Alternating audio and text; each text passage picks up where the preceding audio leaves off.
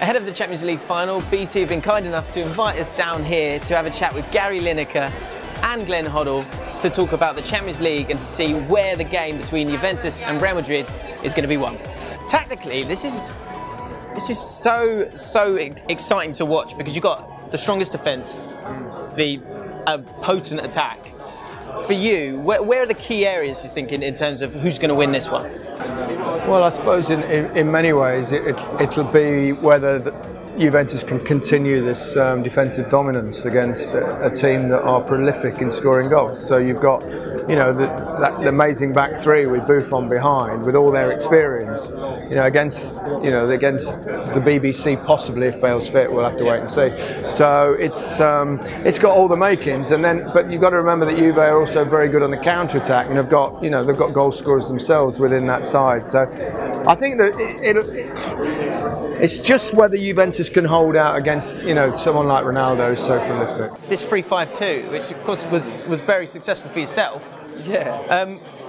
How do you find it interesting that it's kind of come back into fashion? Well, it makes me smile because there's a few people out there that it seems as if it's like been sort of invented now. Yeah. But, it was done a long time ago, even before when I was a player. But no, I always like to play that system because with the ball, I think it gives you so many more options. It was more for my era and for me playing my teams, it was for the offensive side of the game, not the defensive side. This is such a balanced game. Madrid will come forward, that's all they know. They've got attacking-minded players, they've got Kroos and Modric even in midfield, who in any normal team would have been offensive players, but Juventus love to hit people on the counter. In your career, when it was like that, when it was a great defence, a great attack, who normally came out on top in those games?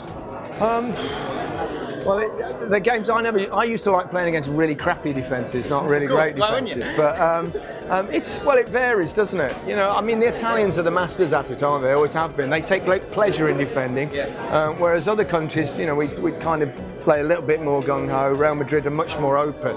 So tactically, Allegri's very astute, and I think he'll find the weaknesses in Madrid's defence. So I think you would expect Juve to score, but it's just whether that rear guard, the experienced rear guard, can keep Real Madrid out. If they play with the back three and make it into a 5 at times, I think it's going to be intriguing to see if Real Madrid can break them down.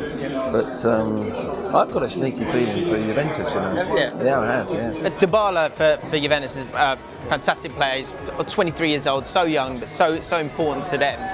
Do you think, in terms of in an attacking sense, is he the key player for Juventus? Well, he could well be. I mean, he likes to fill in get between the lines, get in the spaces, and make things happen from there. It's a big game for him. He obviously performed brilliantly against Barcelona in that particular round. So, he's going to be a player that Real Madrid will have to really watch, and I guess Casemiro will try and nullify him. Often these games, there can be an unlikely hero, or it can be that guy who steps up and makes a difference. Of course, at this level of football, you've got Ronaldo, you've got a million of those players.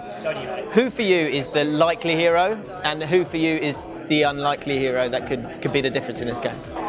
Well, the likely hero, I mean, you'd be a fool not to pick Ronaldo because he tends to do it in big games. He's got a hat-trick in the quarter-final, a hat-trick in the semi-final.